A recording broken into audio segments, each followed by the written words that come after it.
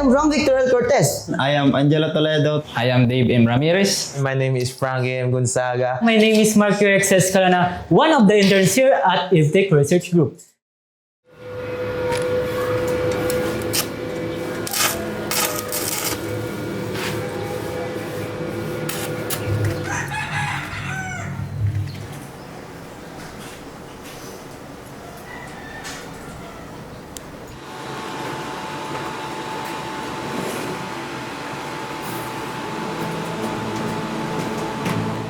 So ngayon, ikikwento ko sa inyo kung ano yung naging journey ko. Almost 2 months ako nandito sa IVTech Research Group. So nung papunta pa lang kami, halos ang lalim na ng iniisip ko. Kasi syempre, di ko alam yung gagawin ko, kung ano yung mga plano ko during my intern dito sa IVTech. Pagpunta pa lang namin dito, yung overthink ko talaga grabe na. As in, grabe na. Muntikan pa nga kami maligaw kasi di namin alam yung daan papunta dito. But thanks to Sir Earl kasi ayun, tinabagan kami at ginaid kami kung saan kami pupunta. Then after that, siguro pagpunta agad namin dito, sobrang kaba ko, di na ako makapagsalita eh. Kasi paglabas agad namin ng kotse, ayun, bumungad agad si Sir eh. Tapos ayun, as in di ako makapagsalita. Siyempre, winelcome kami agad ni Sir kasi parang pag pa lang, yung boses pa lang na Sir, sobrang bait na. Then pagpasok namin dito, konting kwentuhan, then almost nag-share din si Sir ng mga projects nila, mga naging event nila. Pinakita niya rin yung mga naging journey niya dito sa IVTech. Nung interview pa lang kami ni Sir Earl, online interview, kinabahan ako kasi nung nalaman ko yung magiging workflow namin or kung anong magiging trabaho namin dito sa company, sa course yung kinuha namin. So kung iisipin mo, malayo yung mga workflow sa course namin. Pagtapos ng interview, syempre kinabahan ako. But deep inside, na-excite kasi sabi ko nga sa kasama ko dito na kung araw-araw namin gagawin, imposible naman na hindi kami matuto. Una pa lang, bago ako pumunta dito sa Laguna, is nagdalawang isip ako kung maglalabas ba ako ng town or hindi. Dahil unang-una is about financial problem and also the distance from our home. And then, I realized na mas maganda pala ang lumabas. Isa really big decision na tanggapin kasi kailangan natin to. There's still room na gusto ko lagyan pa ng mga bagong skills and magagamit ko sa future career. So before I decided to take the internship here in Laguna, nag-hesitate muna ako mag-intern dito because of financial. Napag-isipan ko rin naman na if magstay lang doon ako sa place na kung meron ako, hindi ako makaka-gain ng new experience. Nung bago tayo pumunta dito, siyempre iniisip ko, una sa iniisip ko is yung gastos. Siyempre, malayo to sa kinagisnan natin. Pero, meron talaga akong isang decision sa buhay, sa aking sarili na sabi ko, I want to have growth, I want to try something new and gusto kong maiba naman yung environment kasi naniniwala ako kung hindi tayo aalis sa environment na kinalakihan natin is hindi tayo mag-grow. So, naging decision ko na sabi ko, kahit malayo, kahit gastos, magsusugal ako dito. Yun yung naging decision ko sa sarili ko kasi araw-araw kong sinasabi sa sarili ko na I want to grow and I want to explore. Kasi kung doon lang tayo sa kinalakihan natin is hindi talaga tayo mag-grow. And yun, sinugal ko lahat. Sabi ko kahit na sa gastos, kahit na walang panggastos, syempre financial problem. So gagawin ko to, hindi lang dahil sa kailangan natin to para makagraduate. Ginawa ko to hindi lang para sa school or ginawa ko to para sa sarili ko mismo. So my expectation about the work that I'm going to do here at IVTech also. So nung una talaga, hirap na hirap ako. Then nag-research ako kung ano ba yung mga dapat namin gawin. So, my work expectation here at IVTech is focus on programming, web development, and all related to our courses. My expectations are yung paggawa ng mga inventions, like mga machineries na hindi pa nagagawa sa labas, hindi pa na-produce sa market, and also paggawa ng mga websites and other. Yung first day of pasok namin dito sa IVTech, syempre medyo excited, na kinakabahan, halo-halo na yung emotion. Then syempre, di mawawala yung picture muna habang papasok. Then, pagpasok namin nun, kabado. Linis-linis muna, ganun. Then, after that, pinakilala naman ni Sir yung magiging supervisor namin, which is yung kapatid niya, which is si Sir David, ayun, meeting agad with kung ano yung mga dapat gawin, yung mga bawal, then mga rules na dapat sundin. And after that pala, pinapili pala kami ni Sir kung ano yung gusto naming matutunan, kung magfo-focus lang ba kami dun sa aming course or dun sa kung mag-explore kami. Like, yung mga yung mga ginagawa nila, which is about sa mga robotics, ganyan. Then sa electronics, sabi ko, uy, ang ganda nun. Parang, ano yan, nakaka-excited yan. Then, yung halos na lahat naman kami, which is voted for, for explore nga, mag-explore. Since day one, medyo kabado pa talaga ako noon. Dahil hindi ako sigurado sa magiging role ko dito. Pero natuwa ako kay Sir dahil tinanong niya kami kung ano yung hilig naming gawin. Inamin ko naman na mahilig ako sa photography and also sa editing. Si Sir, in-offer niya sa akin na maging media. Ako, masaya naman ako doon dahil tinanggap niya yung kagustuhan ko na maging media. And doon, simula na trabaho.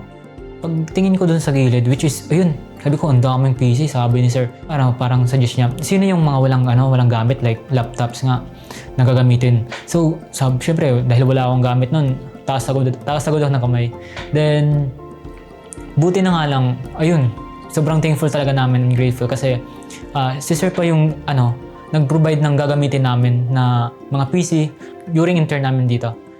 Una pa lang, pinaset up talaga kami ng aming working place. Yung magsiset up ng mga PC at saka wirings dahil kulang sa mga sockets. So kami na mismo yung gumawa. Dun, at natuto din kami kung ano ba yung mga simple things na kailangan gawin, yung precise at saka malinis about sa pagsiset up ng mga computers. Mas nabuhayan ako ng loob nung pinahawak sa amin ni Sir Earl yung mga equipment about sa creative, which is yung Sony camera tsaka mga lighting equipment sa paggagawa ng mga video, which is isa sa pinaka-hilig ko kasi nung hindi pa kami nag-OJT, yung pinagkakakitaan ko or side hustle ko is paggawa ng video, TikTok, paggawa ng affiliate, pag-shoot ng mga product. Nung nakahawak kami ng camera, napakasaya lang kasi free kami matutunan lahat ng gusto naming matutunan, lahat ng kailangan matutunan about sa photography, videography. Lahat ng yun tinuro sa amin. Kumbaga, yung dating ini-imagine ko lang, ito na, tututunan na namin. Bata pa lang ako, medyo nahilig na talaga ako sa pag-e-edit. Then ng pandemic, hindi pa uso yung Facebook Reel, wala pang kitaan sa Facebook. Ganun ako kahilig sa pag-video at pag-e-edit. Pinarana sa amin yun ni Sir Earl na lahat pwede namin matutunan doon. Napakasaya. Kumbaga, sabi ko nga, this is the life I dream of. Kumbaga, ito yung buhay na, kumbaga, dati pinapangarap ko lang. Which is napaka-grateful, napaka-thankful, napaka-bubuting tao ng aming napuntahan dito.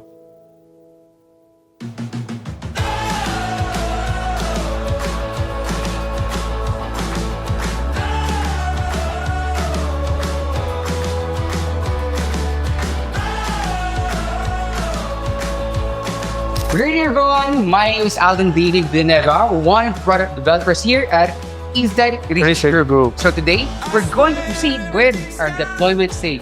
So ano nga ba yun? Alright? I-deploy na nila yung kanilang mga ginawang machine learning model. Yun, nag-proceed na ulit kami sa first workshop namin. Then, ang first workshop namin which is about machine learning. So, yung machine learning talagang nung una, parang nung unang napapasok pa lang sa utak ko, grabe to, parang ano kaya yung gagawin nito? So ayun, tinuro na sa amin yung meaning ng machine learning, then yung step by step kung paano mag-annotate and deployment of the model na ginawa namin. So yun, sobrang excited talaga, nakaka-excite. Then masaya. Then kala kasi namin, ganun lang, madali lang eh. I think naging goods din, parang thankful din ako kasi nangyari yun. Parang gusto ko talaga gawin, magma-machine learning kasi una pa lang, pinagawa pa lang sa amin nun, which is sobrang na-amaze na ako. Then, parang yun na nga, yung naging task na yun. Sa isang project nun, ako na yung nagma-machine learning. Tapos galing dito. May what's important here, nakukuha yung mga white lies talaga. Kahit movie. Then after that, another project na binigay sa akin, yung project na yun din pala yung parang first accomplishment ko na project na nagawa ko. As in, combination yun ng electronics, machine learning, tapos pag-assemble, yung mga wirings, sabay na dun. Siyempre, di lang din parang di lang lahat naman successful yung nagawa ko dito. Siyempre, may mga pagkakamali din ako na nagawa. Sabi nga ni Sir, which is, di naman tayo parang agad-agad successful agad. Which is, lahat naman tayo nagkakamali. Then, from those mistakes na nagawa natin, which doon na naman tayo laging natututo. Kung hindi ka magkakamali, which is, di ka naman talaga angat. Then, yung mga parts na mga pagkakamali ko, parang sabi ko, ito yung gagawin kong motivation para mas may, sa susunod, pag aayusin ko na, then, siyempre, parang hindi ko na dapat yung gawin. Unang-una, laging pasalamat namin dahil meron kaming libreng workshop, katulad na lamang ng machine learning workshop. Natuto kami about machine learning, kung paano ba natuturuan yung isang machine to recognize ang isang bagay. So, tinuruan kami ni Sir David ng simple but precise na turo. Yung inisa-isa talaga ni Sir hanggang sa matuto kami kung paano ba yung machine learning workings. Nung workshop sa machine learning, gulat ako kasi yung mga nakikita natin sa TV, sa mga movie, is finally matatry namin gawin. Sa machine learning, napakasayang experience kasi hindi sa course namin, hindi namin matututunan yung ganong skills. So yung experience na yun, masaya. Tapos yung iniisip ko nung time na yun, kailangan ulit-ulitin ko para ma-master ko yung flow ng machine learning. Gusto kong ma-master kasi una pa lang sabi ko gusto kong matuto lahat ng skills na pwedeng matutunan dito.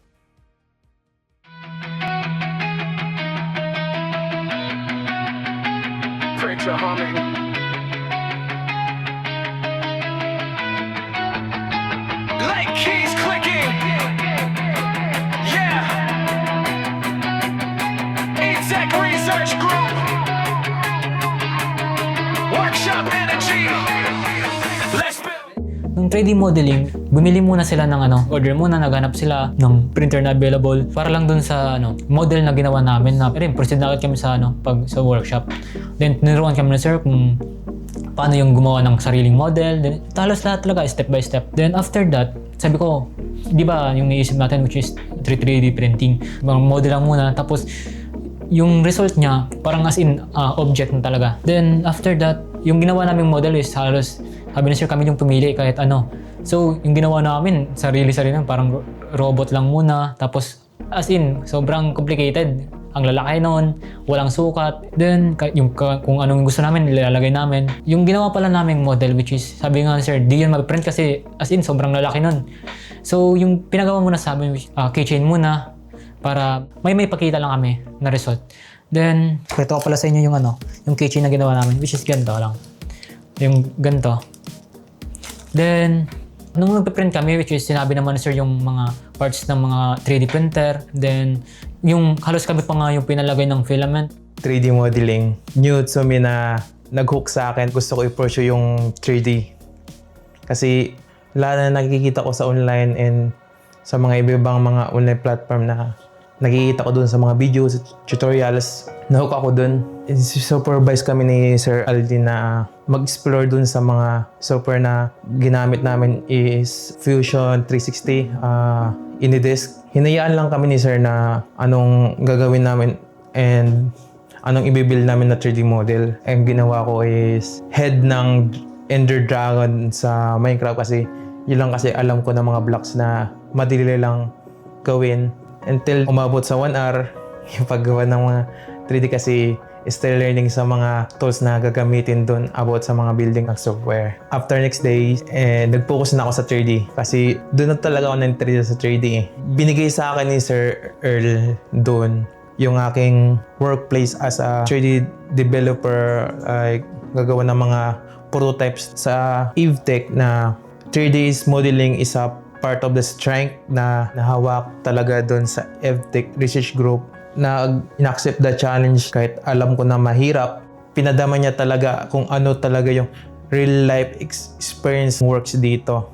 Then, ano-ano na mga things na nangyayari. And sometimes, I always do mistakes sa mga 3D model kasi complacent ba yun? Na kung anong mga bagay na anong meron ako, hindi ko na siya napopokus. Kaya yung mga past 3D models na nagawa is palpak. Yeah, pagalitan talaga ako doon kasi I waste time, resources, and electricity na nasayang doon sa mga mali kong ginawa. Tsaka tinanong pa ako ni sir kung gusto ko ba yung anong ginagawa namin dito. Kung sa dati ako is like a game freak, addict sa game. Kasi yun lang kasi yung ano ko, yung addiction, wala nang iba. Those my past me na yun lang nagagawa. Ngayon, 3D na.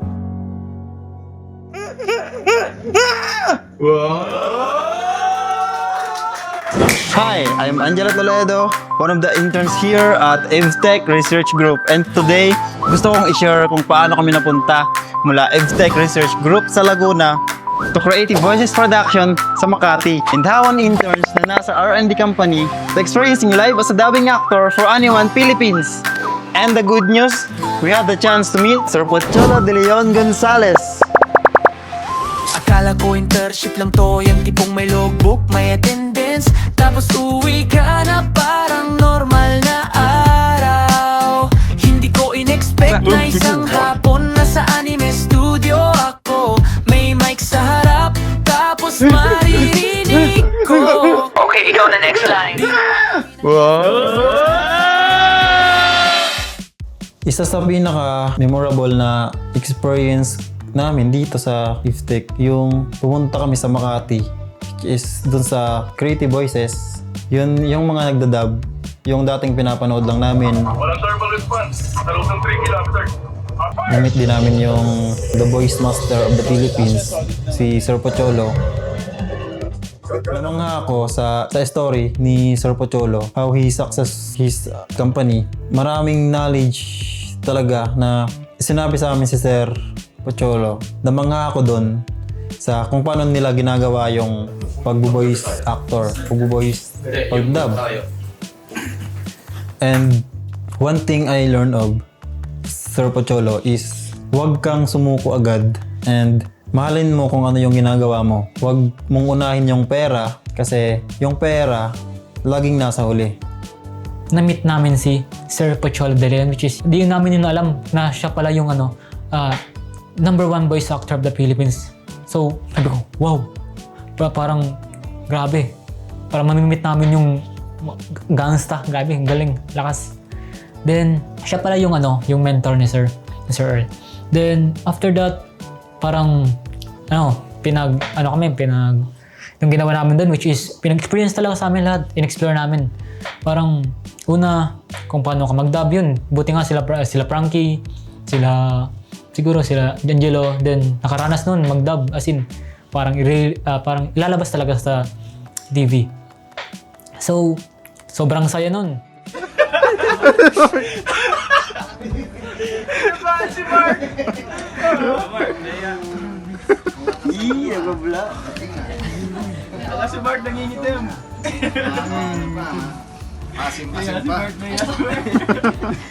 Tsura nito. Sino ang gusto makilala? Turo mo.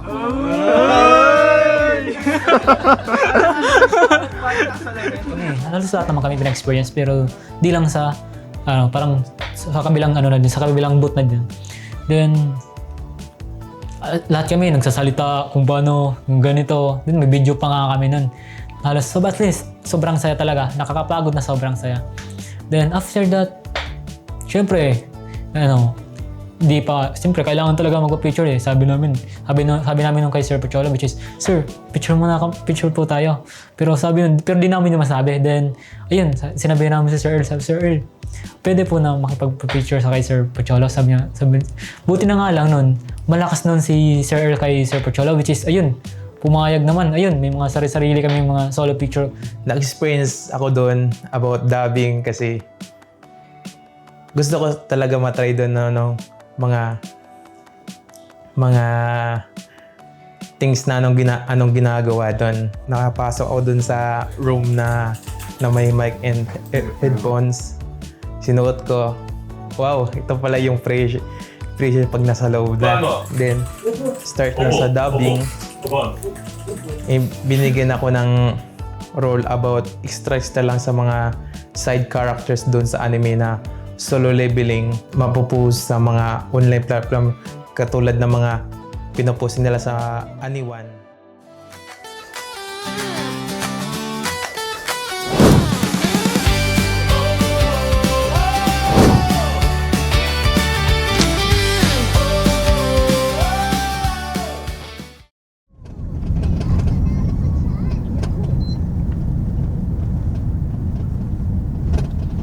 As in, pagpasok pa lang namin nun sa main gate, as in, sobrang na-miss lang kasi. Alam mo, ang lalaki ng mga building nila, yung school campus nila, sobrang solid. Talagang, siyempre, makapasok pa naman sa, parang mamahaling paralan. Then, pagpasok namin nun sa venue, kasi parang mag-tour nun si sir. Pagpasok agad namin nun sa venue, kala ko kasi nun walang tao. Kasi kaya, sabi ko, wala pa naman siguro kami yung pinakaunang papasok. Then pagpasok namin nun, ayun, nagtinginan agad yung mga estudyante. Sabi ko, bigla ako nung kinabahan nun eh. Wala akong masabi nun. Tapos yun, kabado talaga. Then, nung mali wala namin na ginawa dun, which is halos parang nagsama-sama kami dun sa isang part.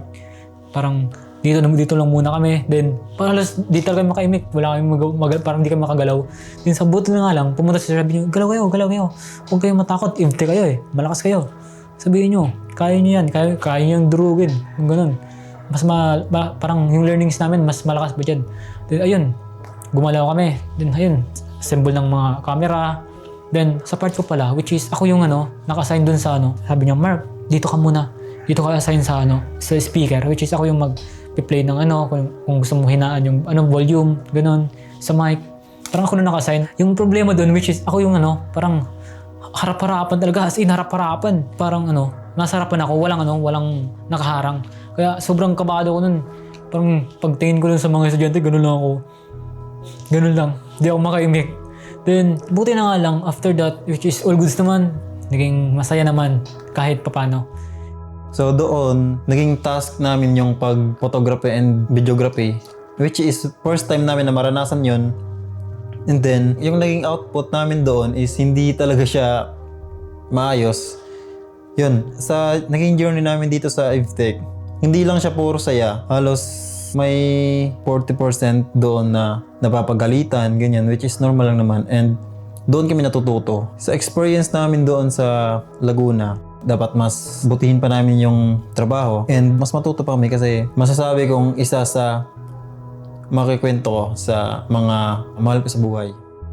So I would see myself after the internship na meron na akong mga knowledge about AI, about machineries, and also about media editing softwares like Photoshop, Lightroom, and so much more. So na-develop ko rin yung discipline na trabahuin yung isang bagay na hindi dapat pinapatagal kasi doon talaga ako naging mahina sa disiplina. So yun talaga yung pinokus kong i-improve. Pati na rin sa attention to details dahil doon talaga ako tinitingnan ni sir pagdating sa editing.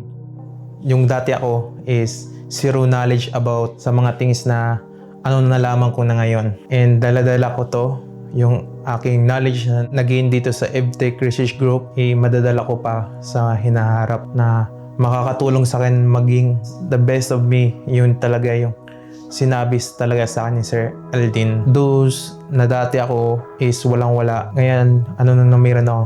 Be grateful na kung ano ako meron ngayon. Ang masasabi ko lang is fun. Hindi ko talaga ito manilimutan. Nung siguro nakikita ko sa sarili ko kapag lumabas na tayo sa bumalik na tayo sa school, yung dating Angelo na meow, babalik sa school na yun, isang linggo pa lang tayo dito pero sobrang dami na nating natutunan. Yung first day of work natin is naging electrician tayo. Yung pagkabit natin ng mga electric wire or pagiging electrician dito, madadala din natin yun in the future natin kapag may sarili na tayong pamilya. Siyempre, ang pagpapagawa ng ganyan is, din yan, expensive.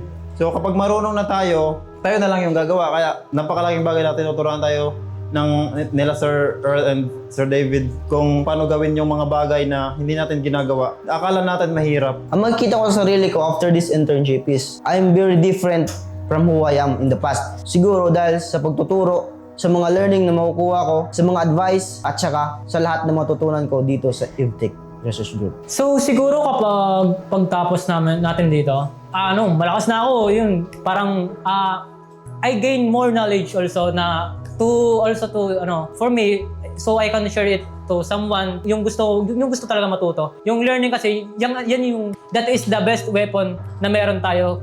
Dahil kapag meron tayong learnings and knowledge, kaya natin lahat ng mga problema man na darating. I am very grateful to Sir Earl and Sir David because nung una pa lang ng pagdating namin dito at unang pasok sa trabaho is we are given a choice to choose if we stick to our courses or to go beyond it. So I choose to go beyond it dahil hindi lamang related sa ating courses ang gagawin natin sa buong buhay. I learned a lot, not only about technical skills but also life lessons. Unang-una talaga, pinapili kami ni Sir kung ano ba yung dapat namin piliin, which is kung magpo-focus ba kami doon lang sa aming course. We want to explore more or gain more knowledge. So yung pinili po namin, which is explore. Then also nung nandito na kami, not only in technical skills also yung tinuturo ni Sir, also about sa personal growth, about in real life situation na also.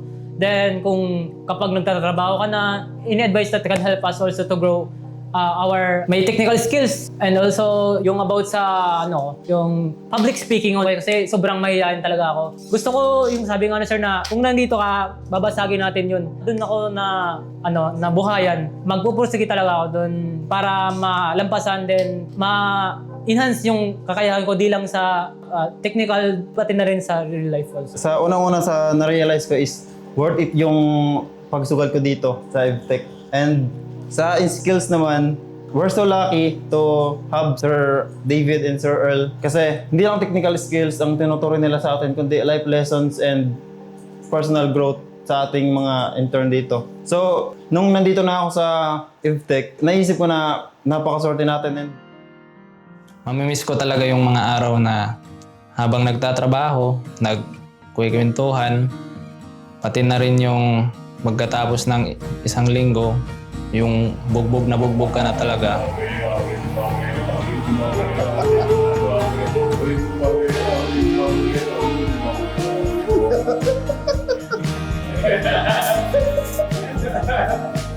Libre kami ni Sir na kumain sa labas at ayun, kwentuhan pa rin ng mga kalokohan, pati na rin sa buhay. So ganun, may-miss ko talaga yung mga araw na yun. isa sa dahilan kung bakit hindi kami masyadong na-homesick sa mga mahal namin sa buhay kasi yung mga kasama ko is masarap kasama, hindi yung toxic na friends. Isa yun sa naging dahilan kung bakit kami hindi masyadong nalulungkot kasi yung mga naging kasama ko, bibigyan ka ng ng saya. Madami din akong natutunan sa kasama ko, madaming perspective ng iba't ibang pananaw, ganyan. Isa siya sa mga factor kung bakit pinagbubutihan pa namin dito. Sa pakikisama naman, napakaayos nilang kasama kasi bibiroan kami, ganyan. Which is, yun yung kinagandahan dun kasi mafe-feel mo talaga na hindi lang siya kasama sa intern, kundi parang kapatid na din. Isa yun sa mga biroan kung bakit kami mas naging comfortable sa isa't isa. And masasabi ko lang na lahat ng learnings from Sir Earl and Sir David, lahat ng kwentuhan, lahat ng napapag-usapan, lahat ng yan dadalhin ko sa kung saan man ako abuti ng journey ko.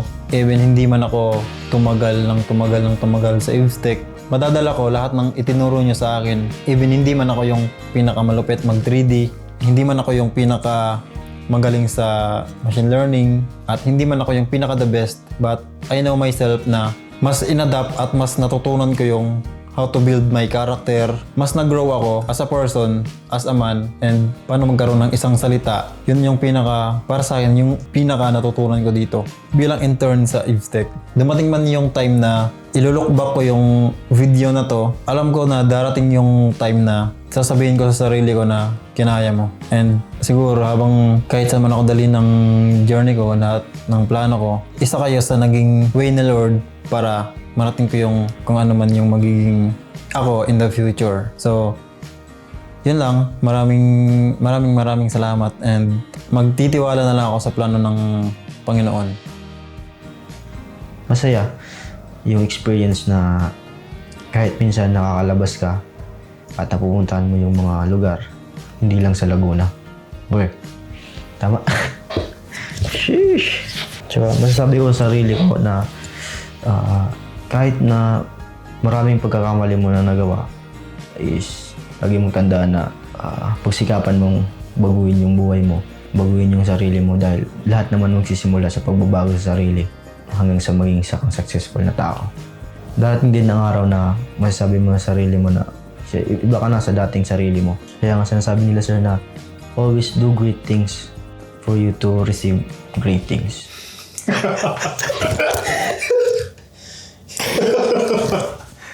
If you do great things today, You rip out. You reap out great things tomorrow. Receive great things. Paras lang yun. Wala ba? Mali. So, kaya nga lagi sinasabi nila sir na lagi kang gumawa ng kabutihan dahil balang araw, marami rin kabutihan or blessings na mapupunta tayo. Kaya always be grateful and keep learning and have fun. Siyempre, kasi nagpapasalamat talaga kay Lord sa lahat ng sumusuporta sa akin. Sa family nila, sir. Thank you, Sir Earl, din kay Sir David. Siyempre, sa walang tigil na pagtuturo. I promise, ikikip po tong learnings na natutunan ko. Then, isi-share ko, promise, kung sino man yung gusto na matuto kapag machine learning, sa mga electronics, then, isi-share ko talaga. Kasi, dumaan din naman ako sa part na from zero knowledge talaga. Masabi ko lang, thank you, EveTech. Kasi, EveTech is the best talaga. As in, the best. Then, yun lang. Masabi ko lang which is, keep learning and have fun. Thank you. Bye-bye.